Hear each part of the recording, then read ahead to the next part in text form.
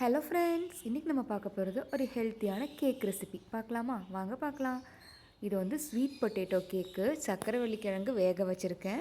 அதுக்குள்ளே இதில் ஒரு 4 ஏலக்காய், கொஞ்சமாக பட்டை சேர்த்து ப்ரௌன் சுகர் போட்டிருக்கேன், நாட்டு சர்க்கரை ஒரு 7 டேபிள் ஸ்பூன் போட்டிருக்கேன். இதை நல்லா பொடிச்சு வச்சுக்கலாம். பாருங்கள், இந்த மாதிரி இருக்கிற ப்ரௌன் சுகரை நல்லா இது நாட்டு சர்க்கரை பொடிச்சு வச்சுக்கலாம். அதுக்கப்புறம் பாருங்கள், கிழங்கு வெந்துருச்சு. இவ்வளோ கிழங்கு எடுத்திருக்கேன். ஒரு 2 பீஸ் கிழங்கு எடுத்திருக்கேன். அது நல்லா அப்படி மேஷ் பண்ணிக்கோங்க. நல்லா ஃபோர்க் ஸ்பூன் வச்சு மேஷ் பண்ணிக்கோங்க. இல்லைனா கையில் கூட நல்லா பிணைஞ்சிக்கலாம். கையிலே நான் நல்லா பிணைஞ்சு எடுத்துக்கிட்டேன். இந்த மாதிரி நல்லா சாஃப்ட் ஆகிற வரைக்கும் மேஷ் பண்ணிக்கலாம். அதுக்கப்புறம் பாருங்கள், ஒரு 200 கிராம் இருக்கும். 200 கிராம்குள்ளே தான் இருக்கும். பட்டர் எடுத்திருக்கேன். பட்டரையும் அதில் போட்டுக்கலாம். ஒரே ஒரு முட்டை எடுத்திருக்கேன். இதை நல்லா நம்ம பீட் பண்ணி எடுத்துக்கலாம். முட்டையை நல்லா பீட் பண்ணிக்கலாம். இப்போ சர்க்கரைவள்ளி கிழங்கு வேக வைக்கும்போது நீங்கள் பிணையும் போது கையில் ஏதாச்சும் இந்த நார் மாதிரி பட்டுச்சுன்னா அதையெல்லாம் எடுத்துருங்க. பாருங்கள், முட்டை நல்லா பீட் பண்ணிக்கலாம். பீட் பண்ணி இப்போ அது கூட இதையும் சேர்த்துக்கலாம். நீங்கள் ட்ரை இன்க்ரீடியன்ஸ் தனியாக, வெட் இன்க்ரீடியன்ஸ் தனியாக பண்ணுற மாதிரி இருந்தாலும் சரி, நான் எல்லாத்தையும் இப்படி ஒட்டுக்கா போட்டு நல்லா பிணைஞ்சு எடுத்துக்க போகிறேன். முட்டை ஊற்றிட்டேன். இதில் 1 கப்பு மைதா எடுத்திருக்கேன். நீங்கள் வேணால் 2 கப்புமே ஆட்டா எடுத்துக்கலாம். நான் 1 கப் மைதா, 1 கப் ஆட்டா எடுத்திருக்கேன். பாருங்கள், அடுத்து 1 கப்பு, அதே கப்பில் 1 கப் ஆட்டா எடுத்திருக்கேன். கோதுமை மாவு நம்ம வேணால் 2 கப்பு கோதுமை மாவுலேயும் செஞ்சுக்கலாம். அதுவும் நல்லா தான் இருக்கும். பாருங்கள், அப்புறம் நம்ம பொடிச்சு வச்சுருக்கோம் இல்லையா நாட்டு சர்க்கரை, அதையும் போட்டுக்கலாம்.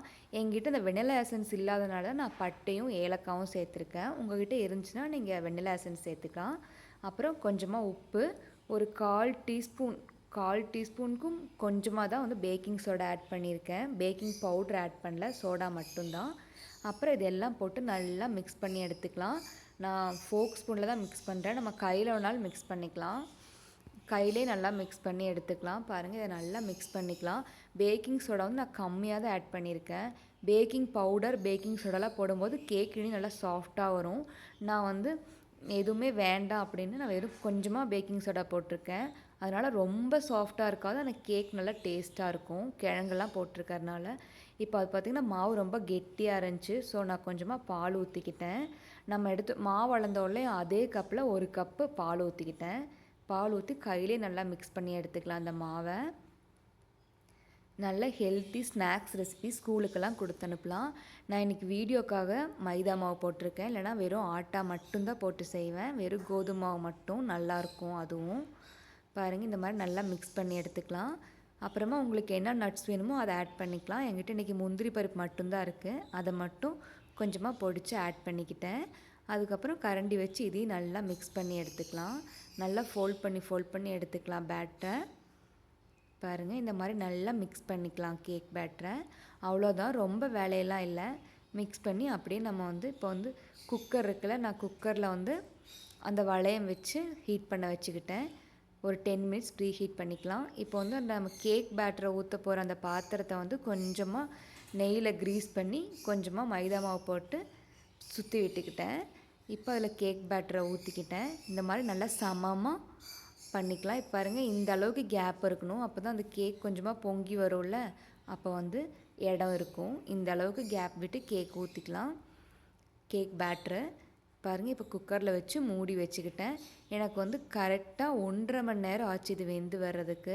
உங்கள்கிட்ட இந்த ஓவனெல்லாம் இருந்துச்சுன்னா ஓவனில் இப்போ வச்சுக்கலாம். நான் குக்கரில் வைக்கிறதுனால எனக்கு 1.5 மணி நேரம் ஆச்சு. ஸ்லிம்மிலே தான் வச்சுக்கிட்டேன். ஸ்லிம்மிலே 1.5 மணி நேரம் வச்சு எடுத்துக்கிட்டேன்.